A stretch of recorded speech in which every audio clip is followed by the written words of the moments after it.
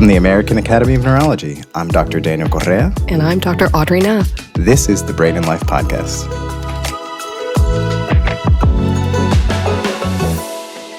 Okay, Daniel, I want to hear, you were formerly military, you do a lot of exercise and things. Tell me about your weightlifting life. I learned some weightlifting when I was wrestling in high school, but, when I was in the military, I kind of just got caught up in all the CrossFit rage that was going on in the late 2000s.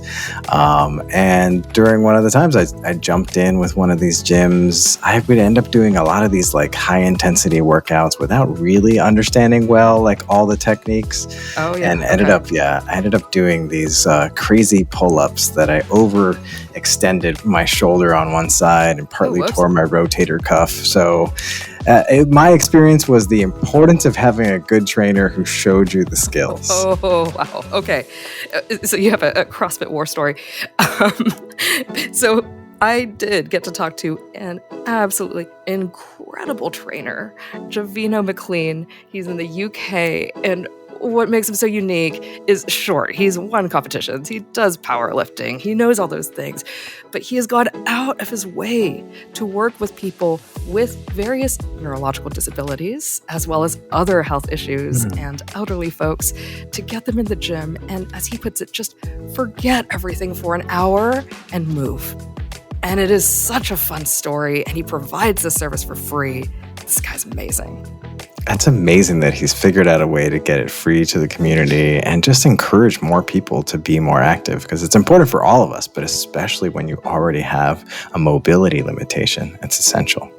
So he and I were talking about things like plasticity and how he would get people to think of movements and then over time get small movements to happen where people were working on thinking about it. So after that, I spoke with one of my attendings from residency, Dr. Gottfried Schlaug, and he is a motor recovery expert. And we talk all about the link between thinking and moving and planning, and we had a lot of fun. And on March 30th, we're going to hear from Richard Engel, chief foreign correspondent for NBC News, about his son's struggle with Rett syndrome.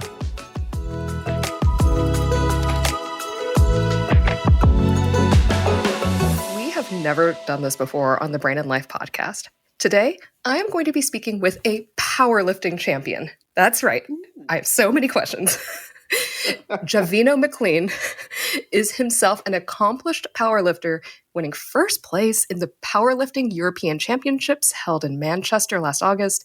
He's had a career in fitness for over a decade, but his own trophies and awards aren't why we're talking to him today. Javeno did something he totally didn't have to do to give back. He opened a gym exclusively for people with disabilities and the elderly, and it's free. And this is in Manchester, England. And I'm going to let Javeno tell us about how this all came to be. Welcome to the podcast. Thank you for inviting me. I can't wait to talk to you. Of course. So I have so many questions about this. First off, how did you start a gym for people with disabilities? Like, how did that even happen? Well, long story short, it's actually 22 years I've been in this industry, Audrey. 2 decades. I've been. I'm only 37, and I started this a long time ago. I started 22 years ago, and for 22 years, I'm very proud of the fact I've never charged a penny for anybody with a disability, anybody with cancer, because I want to help people, man. And I think, do you know what, Audrey? We live in a society, we live in a world where money's God. Everyone worships money a bit too much. And if I want to help somebody from the purest part of my soul, there's no ATM, there's no cash point. It's just me and another human. So that's what I've always believed, man. And anybody who needs hope, somebody who's going through cancer, somebody who's got a disability, somebody who's going through the hardest challenges that life can throw at them. I don't need your money. I just need you. I just need 30 minutes, and I guarantee I can make you smile, I can make you laugh, and I can make you want to come back again. Do you know what I mean? This is, to me, incredible, because you yourself personally come from a very high level of competition for weightlifting. And what you're describing is working with people with various limitations and disabilities. That seems like such a difference. But to you, is the process very different when you're training someone with disabilities? Yeah, oh yes, it is. A little bit about my history. Powerlifting is something that I've only done recently. I was a professional cricket player, and that's where I've been a professional high-level athlete since I was 11 years old, Audrey. I remember being 8 years old, doing 100 press-ups a day, doing 200 sit-ups a day at 8 years old. But cricket was my first love. Yeah. But it wasn't my true love. And even though I was an elite athlete, Audrey, it got to the point where I got more satisfaction out of what I could do with other people than myself. So every team that I played on, respectfully, not boastfully, no way in showing off, I was always the best athlete. I was always the strongest, the fittest. Got a contract to play in India. And then an opportunity came about where the conditioner, the trainer got injured, had to go away. So they said, so this little loudmouth Jamaican boy from Manchester, do you want to take over the team, the conditioning, and get the team fit? And in 6 weeks, I got more enjoyment and satisfaction about what I could do with other people. And to be honest, that was I realized that I got so much more satisfaction about me getting in shape is easy. That's not impressive. Mm-hmm. But if I've got somebody who's down in the dumps, somebody who needs a bit of, do you know what I mean? They need to get back up, get back to themselves, get back to some happiness, get back to smiling. People don't do this no more, Audrey.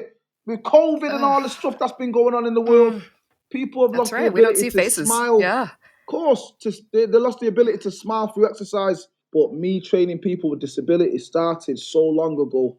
And it started with one occasion. I didn't go out purposely to do it, Audrey. It organically just happened. And it was so powerful, I realised that I have to continue. Long story short, I was watching a young boy in a wheelchair doing an exercise session with a trainer.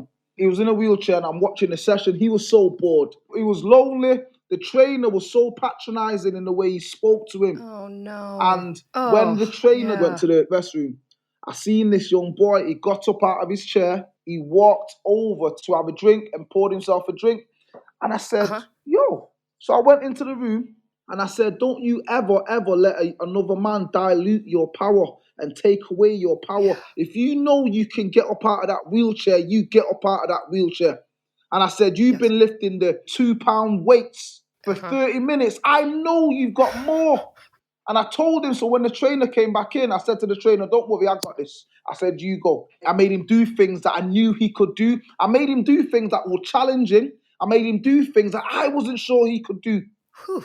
But at the end of the session... you probably didn't know he could do. Yeah. Exactly. I didn't know, but I was okay knowing that I know what I'm doing and I know I can keep him safe.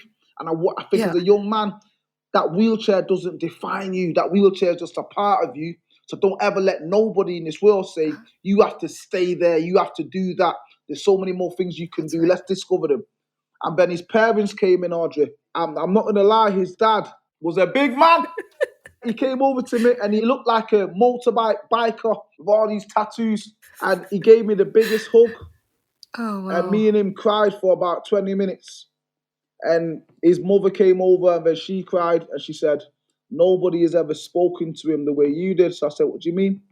Oh, wow. And because people patronize disabled people, people belittle disabled people. And they've always said, like, a lot of people in wheelchairs can actually stand up. They just need the wheelchair for certain things. And nobody ever spoken to him in that way. And they were so impressed and we were so emotional. And it didn't scare me, Audrey. Even though I've never met this boy, I knew from the minute I seen him, he could do more than what he was doing, and I wasn't afraid to get that out of him. Yeah. I'm curious, a lot of times when people are speaking with people who have some sort of weakness or disability, they may say, you should try some light stretching exercises, try some yoga, try some water aerobics. We don't normally think about weightlifting. Why does weightlifting work so well? Well, this is the thing. It's not necessarily weightlifting. It's resistance training, and you got to understand the approach that I use, Audrey. I don't want to scare people, so I understand that your wording, the way you introduce exercise to people, it can be very damaging if it's done wrongly. So what I try and do my best is with the weightlifting, I disguise it in a way where there's so much fun and energy, they don't even realize that they're doing it. And this is why when you see some of my videos, if you do watch them, it's just fun and energy, because if you have the right environment, you can disguise it in a way that these people will do amazing things and not even have a clue what they're doing. And that's the key. That is very creative. Yeah. Because I can see that. I mean, as someone who doesn't really do these things, the idea of weightlifting or powerlifting, it can seem very intimidating. But then you can present it in such a way that it's like, oh, this is the kind of thing that I would do in my everyday life. I do these activities and I'm doing a version of them here. And to be honest as well, though, Audrey, I'd probably say 30% of the stuff that I do is actually weightlifting. The other 70% is mobility. It's just keeping the brain healthy. It's keeping the mind healthy. It's all of the other things. It's not just about the weightlifting. And I'm so glad this podcast came because I know that there's a lot of neurologists on here and that there is so important to me. A lot of my clients are stroke survivors. So lifting weights is beneficial to an extent, but it's more beneficial for me to disguise the exercise in a way where it's reconnecting the mind, the brain and the muscle connectivity. So I have to be very creative in the way I do that as well. There's something to that. You know, when we think about people who have had stroke or injury to one part of the brain, in children, we think about there being something called neuroplasticity, or the idea being that the brain can rewire around injury. And in little kids and in children, we definitely see this, but there's some evidence that there's some degree of plasticity in the brain of adults. And that's pretty much exactly what you're saying, is that by engaging that limb that may be weak, that you may be able to engage the brain and other parts of the brain that are still healthy to essentially try to take over that activity. And you've just intuitively figured that out, essentially. I'm so glad you brought that up. I've had stroke clients, stroke survivors who, oh my God, it's so frustrating for me. So I know how it is for them, where one of my beautiful ladies, Anne, gorgeous lady, Anne, beautiful hair. She got a look of perm. She's always dressed up nice. She's got jewelry. She had a stroke during COVID. She was a very active lady. And for 4 months, I'm saying to me, listen, if I tell you to do this, even if I don't visually see it, think about it. Try. Exactly. Keep on. It may take 1,000 efforts of you just thinking, move your shoulder, thinking, move your shoulder. And then for a good 3 months, nothing happened. And then eventually one beautiful, magical day, she got it up. I was so happy, man. Oh, there's nothing like that. It's amazing, Audrey. But the fact is, I can't sit with you for 3 months and explain the science. That's not going to captivate you. Nope. So in them 3 months, while I'm working at the science of it, let me just put a smile on your face. Let me tell you some jokes. Yeah. Let me play the music that makes you want to dance. Let me do everything that caters to you while all the other things in the background chip away. So it's a tiring procedure, but at the end of it, when amazing things happen, it's amazing. There's so much to unpack here about stroke and stroke rehab that you're talking about. And patients do tell us about how slow and painstaking and frustrating it can be to be working with the affected limb, especially when it doesn't do the thing that it could do so easily just a week ago or a month ago. And I think what you're saying is the power of distraction with music and with conversation to help people through the drudgery, really, of having to, like you said, maybe 1,000 times over and over and over again, do a particular exercise, but that's what it takes. And you have managed to figure all this out, that with the power of distraction and thinking of other things, that can help people through this process of rehab. I wanted to say something to you. I read this in an article that you were working with a boy with cerebral palsy, and after working with you and getting stronger, was then able to pursue other interests in life and was able to start baking and doing other things that had nothing to do with the gym. But because he got stronger, he was able to do that. So this can impact people's lives in so many different ways, more than just physical strength or one limb being stronger. This can enrich people's entire lives. Of course it is. Of course it can. And it's so powerful, Audrey. Javeno, thank you so much for joining us. And I want to give regards to your family and your kids and all the Jamaican family that you have around you that is your support. I'm serious. Thank you. So and much, we will put in the show notes places to find you online, okay? So people can follow your work and see what you're talking about. Thank you, Audrey. Can't get enough of the Brain and Life podcast? Keep the conversation going on social media when you follow @BrainAndLifeMag or visit brainandlife.org. As your hosts, we would also like to hear from you on Twitter Neuro Dr. Correa, and at Audrey Nath, MD, PhD.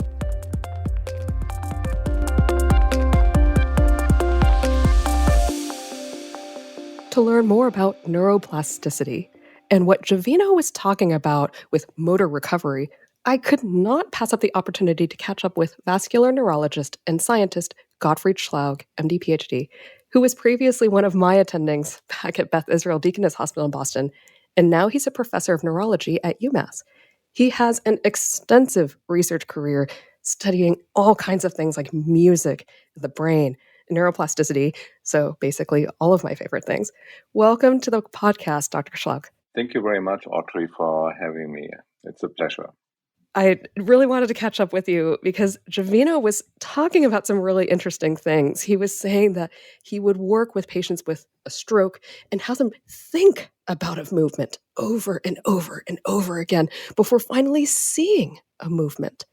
What is happening in the brain by having someone who has an injury think about something and then be able to do it? What do you think is happening?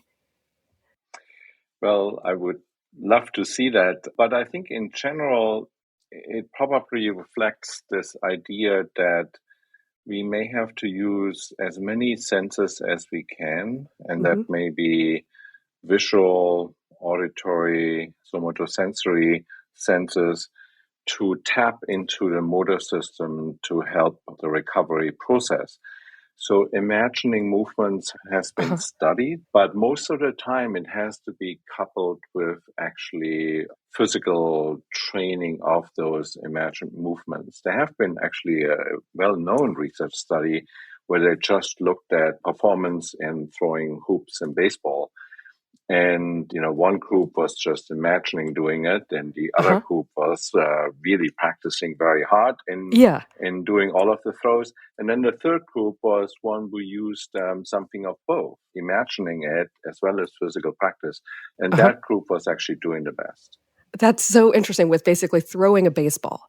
So basically either thinking about it or doing it or some combination of both. And I'm just curious, in this study, were these stroke patients or were these normal controls? No, these were just, I don't know anymore if these were normal college-age kids, but they were healthy individuals.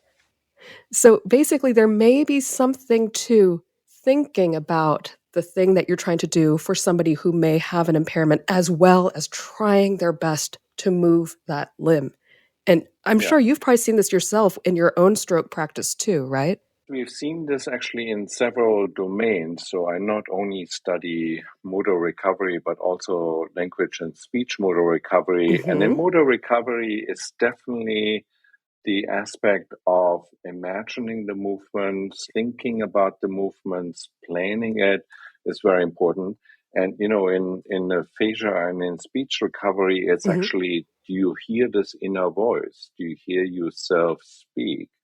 And when you do that, you actually are able to get some things out much more easily. And it's the same thing that is true with motor recovery. If you can incorporate the imagination of movement and thinking about movement, that should have a beneficial effect.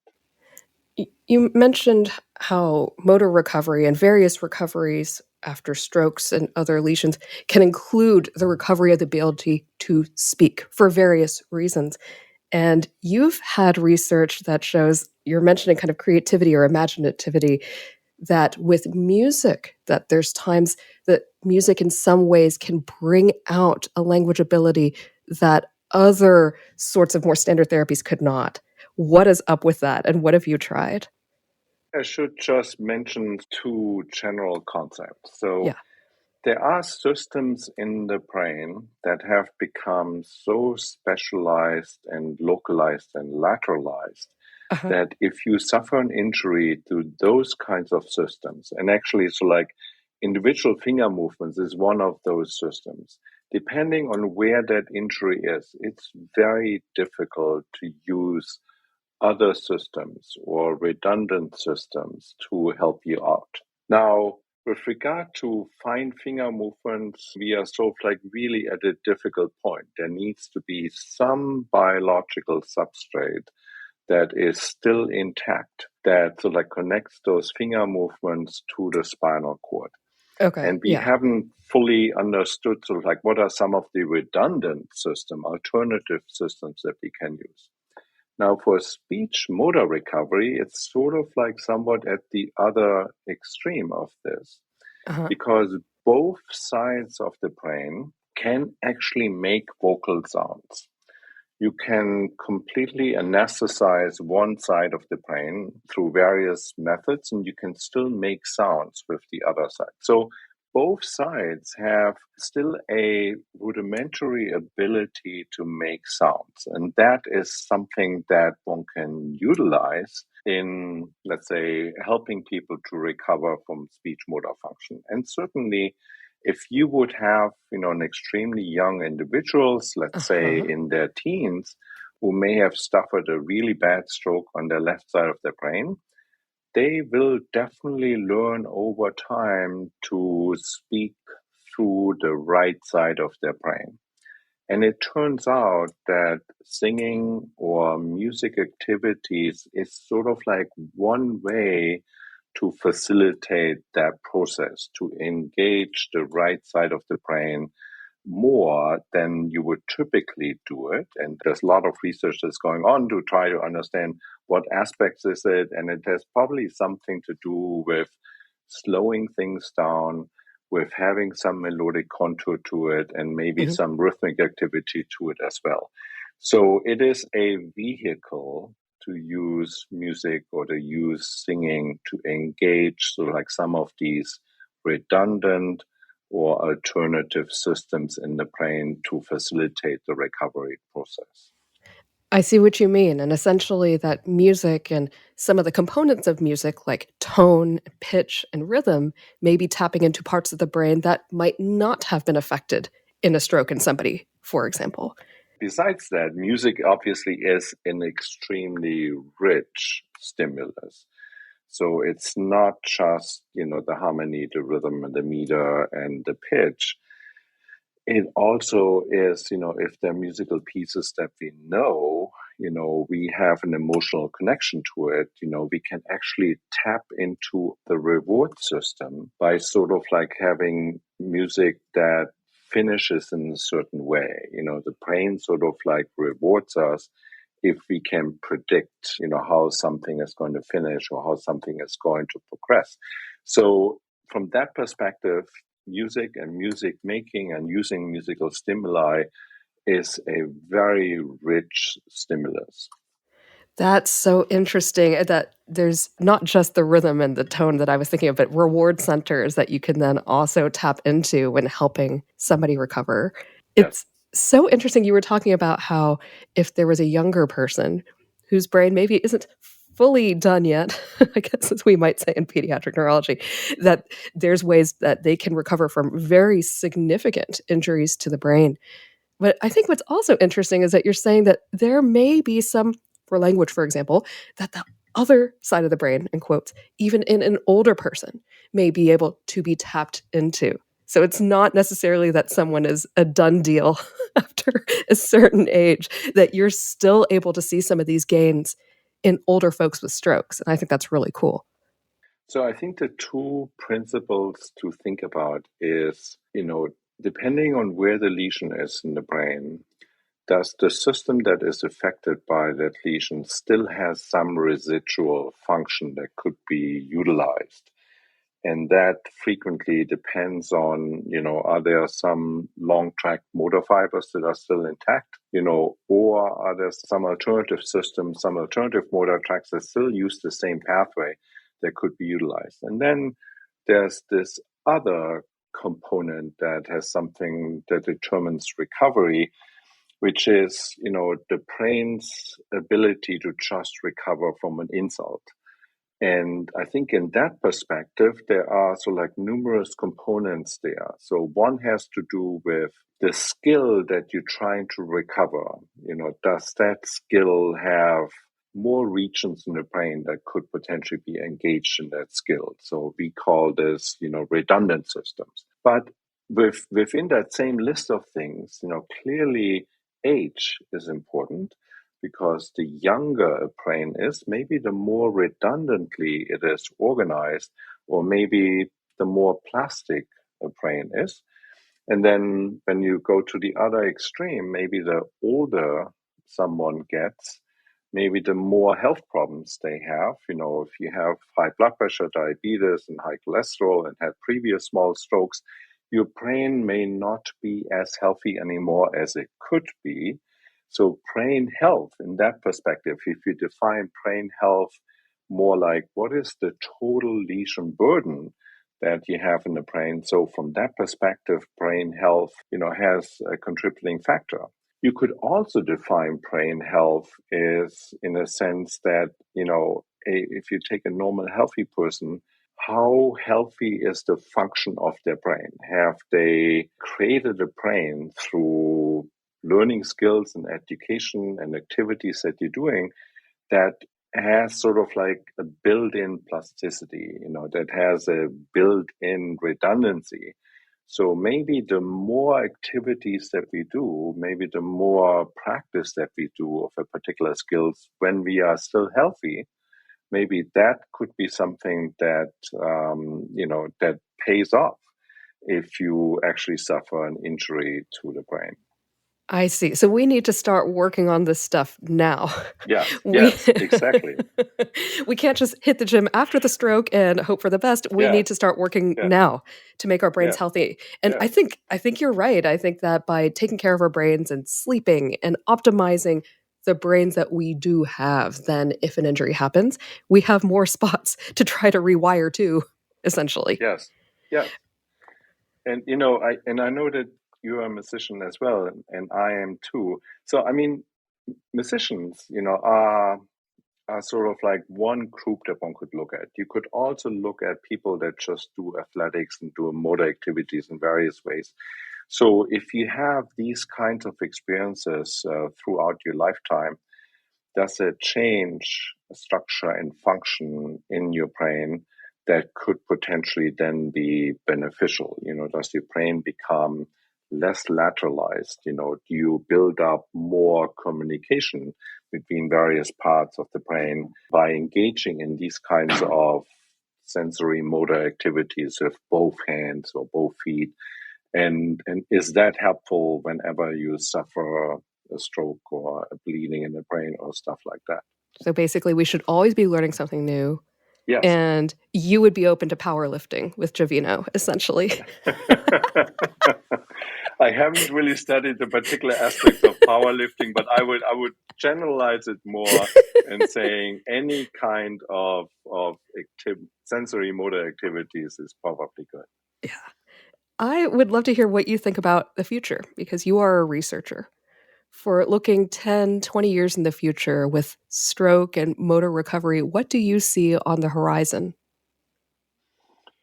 So I think we have to be realistic in various ways. So the realistic part of this is we have to get better at making predictions about what somebody's potential is for recovery after they have suffered an injury. And there is research going on in this already that takes various information into account. Does somebody still has some residual ability left? What is a brain, so that person's brain's ability to recover? Are they very plastic? Have they redundant systems? And then, realistically checking if you make these predictions and if you see them again in 3 months, have they fulfilled these predictions, or are they not doing as well? Or are they doing better? Now, of course, it would be really great to study those people that do better to try and figure out what they're doing. But we can also learn from the people that don't even get to what you would predicting them because something happened. Was it because they had an intercurrent illness? Something happened in the recovery process, or maybe they didn't even get any rehabilitation at all. So that is sort of like, developing models and being realistic. And then with regard to, if you have sort of like a natural recovery curve, what can you do to get a better outcome? And I think that's a lot of us who are very excited about this to try and figure out what could be done.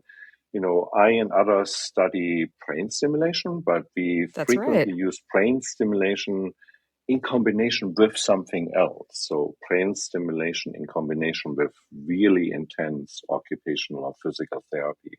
Okay. You could think of brain stimulation in combination with motor imagery. Thinking about doing the activity, right? Is what you mean by motor imagery. Thinking about doing activity or having sort of like a combination of thinking about activity plus actually doing the activity, and then at the same time trying to figure out which regions in the brain are of critical importance, and can we somehow make these regions in the brain work harder. That sort of like is what brain stimulation frequently is about. Can we specifically target the drivers of this recovery process? And just briefly for our audience, what do you mean by brain stimulation? So there are various ways that we can stimulate the brain. In general, we differentiate between what we call non-invasive brain stimulation and an invasive brain stimulation. Invasive brain stimulation would be actually sticking an electrode into the brain and stimulating electrically frequently particular regions in the brain. Non-invasive brain stimulation is actually having something on the outside, and you sort of like make some assessments and assumptions about, let's say, where does the motor region localize to on your scalp. So, but and there are ways that one can get very close. So if you sort of like know where's the motor represented on your scalp, you could then apply, let's say, electrical stimulation to this location, or you could apply magnetic stimulation, which ultimately is electric as well, and sort of like make that current or that pulse travel through the skull into the brain and excite particular targeted regions of the brain. That is very exciting stuff. And it's very cool that there are options to do that non-invasively. And that way we can try some of these things on different populations of people with strokes and various injuries to see how we can get this to work. So that's really cool. Well, I just want to say thank you for joining us and giving us some kind of glimpse into the future of what recovery will look like. But from what it sounds like, we need to think of what we want to do and still practice it, right? That's what I would say, yes. Thank you again for joining us on the Brain and Life podcast. Follow and subscribe to this podcast so that you don't miss our weekly episodes. You can also sign up to receive the Brain and Life magazine for free at brainandlife.org. Also, for each episode, you can find out how to connect with us and our guests, along with great resources in our show notes. You can also reach out by email at blpodcast@brainandlife.org, and you can call in anytime and record a question at 612-928-6206. You can also follow the Brain and Life magazine, Audrey, and me on any of your preferred social media channels. A special thanks to the Brain and Life team, including Andrea Weiss, Executive Editor for Education and News Publications, Nicole Lucier, Public Engagement Program Manager, Rachel Coleman, our Public Engagement Coordinator, Twin City Sound, our audio editing partner. We are your hosts. Daniel Correa, I'm joining you from New York City and online at NeuroDr. Correa. And Audrey Nath, beaming in from Texas and on Twitter at Audrey Nath, MD, PhD. Thank you to our community members that trust us with their health and everyone with neurologic conditions. We hope together we can take steps to better brain health and each thrive with our own abilities every day. Follow and subscribe wherever you get podcasts. We really appreciate it if you could give us 5 stars and leave a review. This helps others find the Brain and Life podcast. Thanks again. See you next week.